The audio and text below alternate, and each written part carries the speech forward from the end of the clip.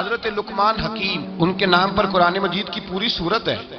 حضرت لقمان حکیم علیہ رحمہ آپ اپنے بیٹے کو نصیحت کر رہے تھے، کہنے لگے بیٹا کو مشکل آئے تو گھبرانا نہیں، کوئی مشکل آئے تو کرے بیٹوں کو سمجھ آ جائے کہ مشکل آئے تو سمجھ آ رہی ہے بات کی، مشکل آئے تو۔ اور کیا خوبصورت جملے، بیٹے کو بٹھا کے کہتے ہیں بیٹا چھوٹی مشکل آئے گی تو اللہ بڑی مشکلات آسان کر دے گا، سمجھو چھوٹی مشکلات آئیں تو اللہ نے بڑی مشکلیں اس نے آسان کر دی۔ اور آپ کو بتاؤں اصل انسان ہوتا ہی وہ ہے جو مشکلوں میں جینے کا ڈھب سیکھ جاتا ہے، وہ بن جاتا ہے جو کرب کے حالات میں جینے کا سلیقہ سیکھ جائے۔ اپنے بچوں کو یہ سمجھانا، حضرت لقمان بیٹے مشکل آئے تو گھبرانا نہیں، بڑی کو ٹال دیتی ہے، وہ نیکی کا اور آسانی کا پیش خیمہ ہوتی ہے۔ اللہ اس کے بعد آسانی سمجھا رہے ہیں۔ کچھ دنوں کے بعد کہنے لگے آؤ فلاں اللہ کے نبی کی ملاقات کو چلے، فلاں نبی علیہ السلام سے ملنے چلتے ہیں۔ اس زمانے میں جو نبی تھے ان سے ملنے چلے گئے۔ بیٹے کو بات یاد تھی، گھوڑے پہ بیٹھے، امام ابن جوزی نے اس کو لکھا ہے، گھوڑے پہ بیٹھے تھے دونوں کے پاس گھوڑے تھے۔ اب رستہ بہت زیادہ تھا، کھانا ساتھ لے لیا، پانی ساتھ لے لیا، رستہ لمبا تھا، صحرا کا علاقہ تھا۔ جب جانے لگے تو اتنی سخت گرمی ہوئی کہ گھوڑے بھی بے ہوش ہونے لگے، اچانک ایسی گرم لو چلی کہ گھوڑے بھی۔ اب دونوں باپ بیٹا جو تھے وہ بڑی جوش میں تھے کہ جانا ہی جانا ہے، گھوڑے سے اتر کر کے پیدل چلنے لگے۔ اب پیدل چلتے چلتے ذرا آگے گئے تو گرمی میں جتنا بندہ پیدل چلتا ہے اتنا پیاس بھی زیادہ لگتی ہے، تو پانی پیتے رہے، کھانا کھاتے رہے، کھانا پانی بھی ختم ہو گیا۔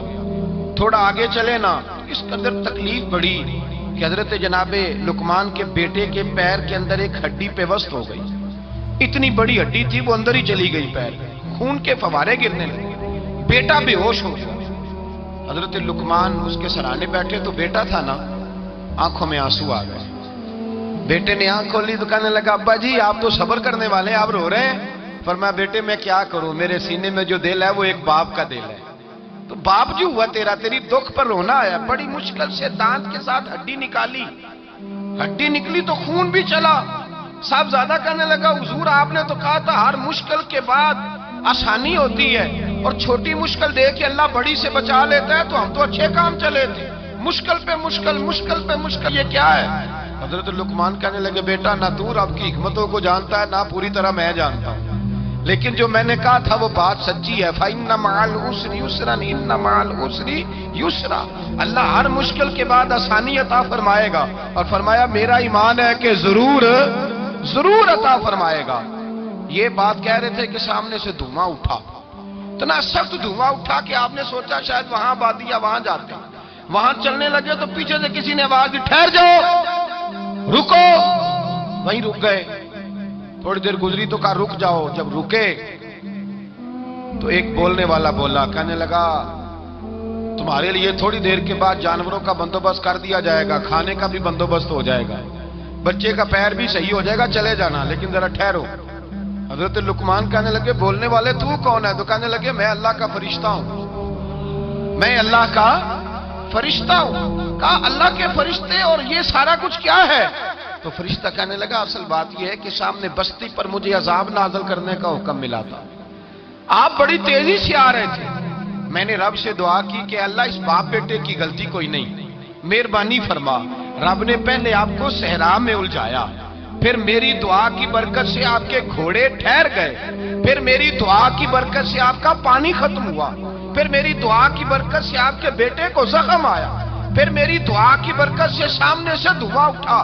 فرمایا یہ جو تمہیں مشکل پہ مشکل آ رہی تھی، یہ تو میرا رب تمہیں عذاب سے بچانا چاہ رہا تھا، یہ جو تمہیں مشکل پر مشکل آ رہی تھی تو میرا مالک تمہیں عذاب سے بچا رہا تھا، تم سمجھ نہیں رہے تھے۔ حضرت لقمان نے بیٹے کی طرف دیکھا تو بیٹے کہنے لگے ابا جی بات بالکل سچی ہے، افضل الذکر لا الہ الا لا الہ الا، اور پھر پڑھنے لگے حسبنا اللہ و نعم الوکیل نعم المولا و نعم النصیر۔ یہ ورد ہونے لگے۔ بھائی جب تجھے مشکل آتی ہے، آزمائش آتی ہے، تو اس وقت سمجھتا ہے پتہ نہیں میرے ساتھ کیا بننے لگا ہے۔ اللہ تبارک و تعالیٰ چھوٹی مشکل دے کے تجھے بڑی سے محفوظ رکھتا ہے، چھوٹی بیماری دے کے تجھے بڑی سے محفوظ رکھتا ہے۔ حضرت یونس علیہ السلام کی دوستی ہوگی حضرت جبریل امین سے، تو جناب جبریل ملنے آئے، حضرت یونس علیہ السلام فرمانے لگے جبریل میرا دل کرتا ہے مجھے اس بندے کی ملاقات کرا جو اللہ کا سب سے زیادہ عبادت گزار بندہ ہے۔ حضرت جبریل امین لے گئے دور دور فلسطین کے علاقے میں، اور لے جا کر ایک بندے سے ملاقات کرائی جس کی دونوں آنکھیں بھی کوئی نہیں تھی، دونوں بازو بھی کوئی نہیں، دونوں پیر بھی کوئی نہیں، اور اس بندے کی زبان پر لفظ بڑا کیا جاری تھے، یا اللہ تیرا شکر ہے، یا اللہ تیرا، بول کے کہیے یا اللہ تیرا، اے اللہ تیرا شکر ہے، شکر شکر کر رہا تھا۔ حضرت جناب سیدنا یونس علیہ السلام کہنے لگے میں نے تجھے عبادت گزار کو ملانے کو کہا تھا، تو کہاں لے آیا؟ حضرت جبریل کہنے لگے یا یونس، یہ ہر چیز جانے کے باوجود اپنے رب کی رضا پہ راضی ہے۔ اس وقت دنیا میں نبیوں کے بعد جس سے اللہ سب سے زیادہ پیار کر رہا ہے وہ یہی بندہ ہے، یہ اپنے رب کی رضا پہ راضی ہے۔ اے تن میرا کنگھی ہووے تے میں زلف سجن دی واواں، تے پوش میرے دی جتی بن جائے تے میں یار دی قدمی آواں، مارو مارو مینوں مار مکاؤ کوئی عذر نہ پیش لے آواں، تے جے سونا ہی میرے دکھ وچ راضی، جے سونا ہی میرے دکھ وچ راضی، جے سونا ہی میرے دکھ وچ راضی تے میں سکھ نو چلے ڈاواں، مانا کہ جب اس حال میں راضی ہے تو بس ٹھیک ہو گیا، ٹھیک ہو گیا۔ وصل اچھا ہے نہ فراق اچھا ہے، بس جس حال میں محبوب رکھے وہی حال اچھا ہے، بس جس حال میں انہوں نے رکھا بات ٹھیک ہو گئی۔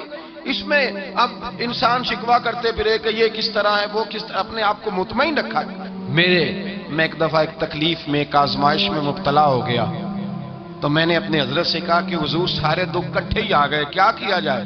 تو آپ فرمانے لگے بڑے خوش نصیب ہو، جوانی میں اللہ نے دکھ دے دیے، بڑھاپے میں آئے تو برداشت نہیں ہوتے، یہ تو بڑے وقت پہ آ گئے، شکر ادا کرنا چاہیے، اس زمانے میں برداشت نہیں ہوتے، اب آسانی ہے، ان کو برداشت کرو، ہمت کرو۔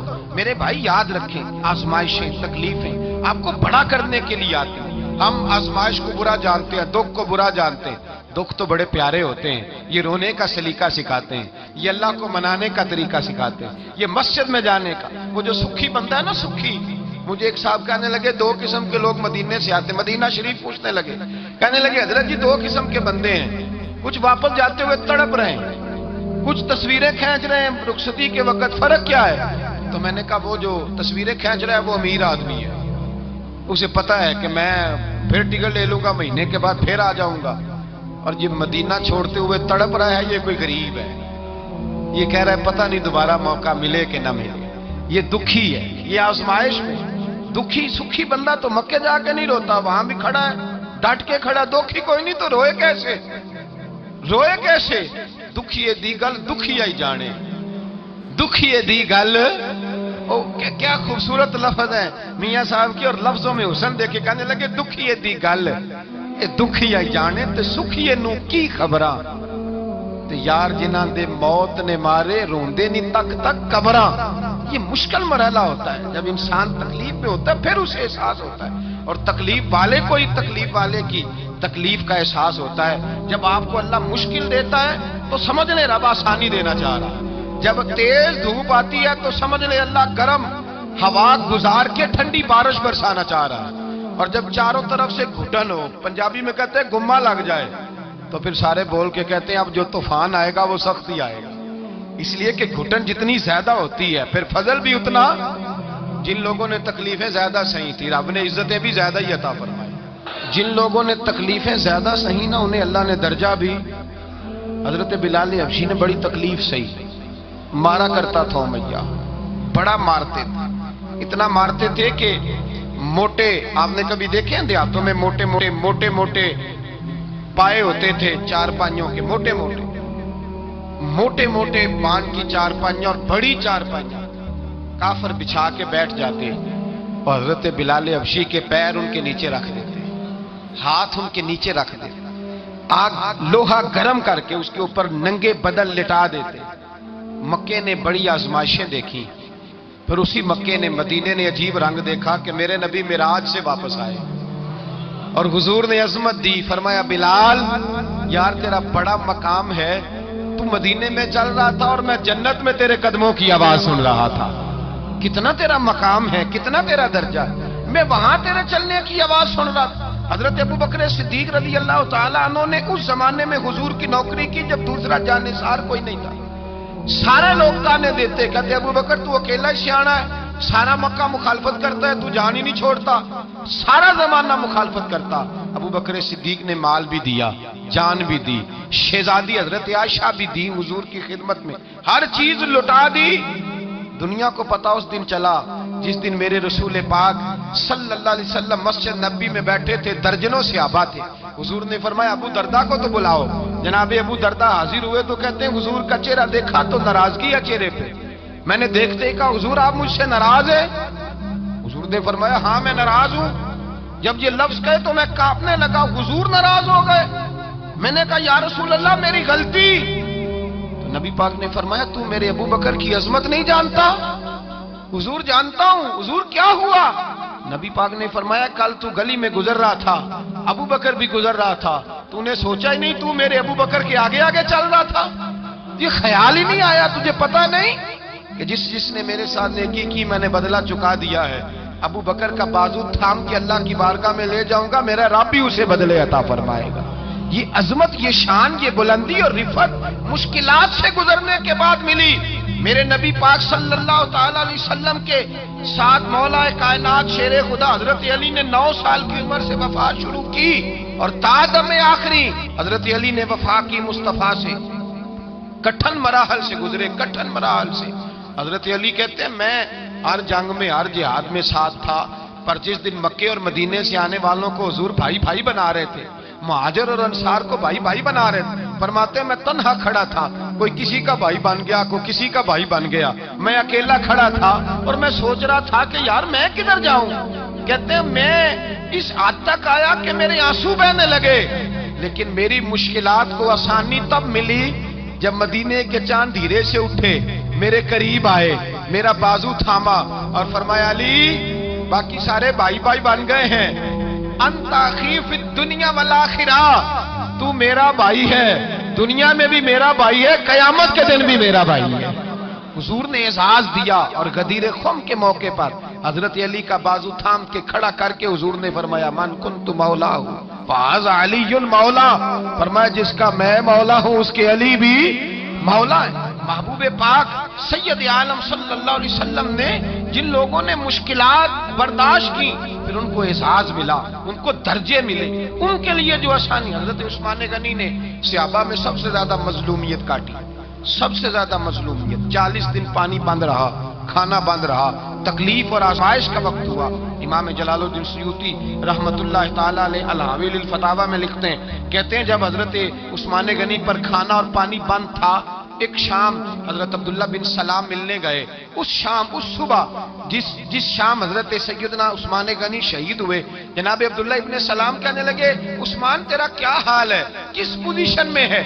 کہتے ہیں جناب عثمان غنی کہنے لگے عبداللہ آج میں بڑا سکھ میں ہوں. کہا 40 دن بیت گئے، کھانا نہیں آیا، پانی نہیں آیا، تو آج کیوں سکھی ہو؟ فرمانے لگے آج مدینے کی سامنے والی گلی میں نے مصطفیٰ کا دیدار کیا اور نبی پاک صلی اللہ علیہ وسلم نے فرمایا عثمان اگر تو کہے تو تیرے لیے پانی کا بندوبست کر دیا جائے، تیری مشکل آسان ہو جائے، اور اگر تو کہے تو تیرے لیے وہ آسانی کی جائے، وہ آسانی کی جائے کہ آج تو میرے پاس آ کے روزہ افطار کر لے. تو حضرت عثمان غنی کہنے لگے میں نے مصطفیٰ سے عرض کیا حضور مجھے یہاں کا سوق نہیں چاہیے، مجھے وہ آسانی چاہیے جو آپ کے پاس افطار سے ملے گی. فرمانے لگے آج میں رخصت ہو جاؤں گا، افطار رسول اللہ کے پاس کروں گا. حضرت عبداللہ ابن سلام فرماتے ہیں پھر اس شام حضرت عثمان شہید ہو گئے. لوگ کہنے لگے عثمان شہید ہو گئے، اور میں کہنے لگا نہیں، انہوں نے جا کے نبی پاک کے دسترخوان پہ روزہ افطار کر لیا ہے، روزہ افطار. بھائی پھر بعد میں جو آسانی ملی ان لوگوں، جو ان لوگوں کو درجات نصیب ہوئے. کٹھن حضرت عبداللہ مزنی حضور کے غلام تھے، قبیلہ مزن کے رہنے والے، والد فوت ہو گئے، چچا نے پالا تھا، اسلام قبول کر لیا. چچا اسلام کا بڑا دشمن ہے، حضور کا نام آئے تو جلال کرتا ہے، حسد اور بغض میں جل جاتا ہے، بڑی اسلام کے ساتھ دشمنی اور عناد رکھتا ہے. حضرت عبداللہ کہتے ہیں پہلے تو میں عشق رسالت کو دباتا رہا، پھر یہ چنگاری شعلہ بن گئی، پھر کہ یہ ہلکا سا جذبہ سمندر اور صحرا کا روپ دھار گیا. فرماتے ہیں ماں تھی اور میں تھا، میں گیا جا کے چچا سے کہا میں نہیں رہ سکتا. کہاں جائے گا؟ تو میں نے دھیمے لہجے میں کہا میں مدینے جاؤں، اب میں رسول اللہ کے مدینے جاؤں، اب میرا گزارا نہیں ہوتا، اب میں جاؤں گا۔ کہتے ہیں چچا کہنے لگا اچھا وہاں جائے گا؟ تجھے میں نے پالا، میں نے پوسا، وہ مکان میں نے تجھے بنا کے دیا، تیری جیب میں جو پیسے ہیں میرے دیے ہوئے ہیں۔ کہتے ہیں میں نے کہا چچا میں سارا کچھ سوچ کے آیا ہوں، مکان بھی تو رکھ لے، پیسے بھی رکھ لے۔ کہتے ہیں اس نے ہر چیز رکھوا لی۔ جب پلٹنے لگا تو چچا کہنے لگا جو کپڑے تو نے پہنے ہیں یہ بھی میں نے خرید کے دیے تھے۔ حضرت عبداللہ فرماتے ہیں میں نے وہ کپڑے بھی اتار کے دیے۔ برہنہ حالت میں ماں کے پاس گیا اور میں نے کہا اماں میں پہلے بھی تو ننگا پیدا ہوا تھا، تو نے ہی کپڑے پہنائے تھے، میرا پھر بدن ننگا ہو گیا ہے، کپڑے دے دے۔ کہتے ہیں 2 بیویوں والے کپڑے اماں نے دیے، ایک میں نے تامت باندھ لی، دوسرا اوڑھ لیا اور مدینے پہنچا۔ کہتے ہیں جب میں ٹھنڈی رات مدینے پہنچا تو کالے رنگ کے حبشی غلام حضرت بلال دودھ کا پیالہ لیے کھڑے تھے، ہاتھ میں کھجوریں تھی، کمبل تھا۔ کہنے لگے آجا آجا، مصطفیٰ نے فرمایا تھا قبیلہ مزن سے میرا غلام آ رہا ہے، میں ساری رات سے تیرا انتظار کر رہا ہوں۔ حضرت جناب سیدنا عبداللہ رضی اللہ تعالیٰ عنہ فرماتے ہیں میری مشکل آسان ہوئی، فرماتے ہیں مجھے مدینے میں اعزاز مل گیا، مجھے عزت مل گئی، ہر آدمی میری قدر کرنے لگا۔ گویا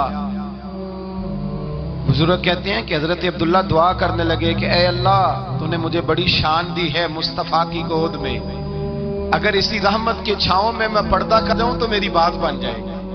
حضرت عبداللہ کا وصال بھی رسول اللہ کی گود میں ہی ہو گیا۔ گود میں نہ کوئی رشتہ دار، نہ کوئی تعلق دار، نہ کوئی ہمسایا اپنا، نہ کوئی چچا، نہ کوئی ماموں، شہر میں تنہا اسی کسے دے کچھ نہیں جے لگ دے تے نہ کوئی ساڈا دردی، تنہائی۔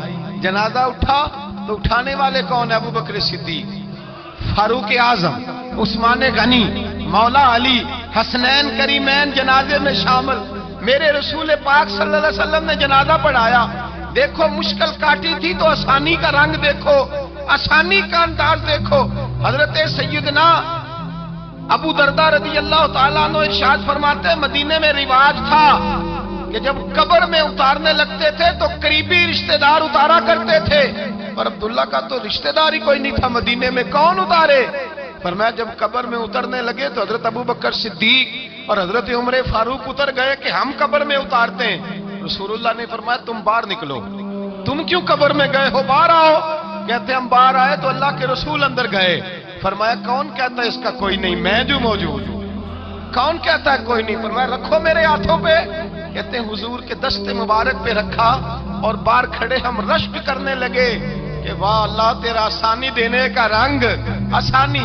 اس نے مشکل برداشت کی تو رب نے مصطفیٰ کے قدموں میں آسانیاں عطا فرمائی، پسے اور حضور نے قبر میں رکھا، نبی پاک نے۔ میرے دادا مرشد کہتے ہیں عشق سرکار کی ایک شمع جلا لو دل میں، بعد مرنے کے قبر میں بھی اجالا ہوگا۔ اور میرے اعلیٰ حضرت فرماتے ہیں لحد میں عشق رخ شاہ کا داغ لے کے چلے، لحد میں عشق رخ شاہ کا داغ لے کے چلے، اندھیری رات سنی تھی چراغ لے کے چلے۔ اور بیدم شاہ وارسی تو حد کر گئے، کہنے لگے پسے مردن، بعد مرنے کے پسے مردن فرشتوں نے جو تلاشی لی تو کیا نکلا؟ فقط ایک دل کے گوشے سے خیال مصطفیٰ نکلا، فقط ایک دل کے گوشے سے خیال۔ اور کامل پیرو نہ دے باہو قبر جنا دی جیوے۔ میرے بھائی نبی پاک صلی اللہ علیہ وسلم کے ساتھ وفا کی تنگی دیکھ کر، دقت دیکھ کر، مشکل کر، اور پھر جو آسانیاں ہوئی، پھر جو ان لوگوں کے لیے برکات ہوئی،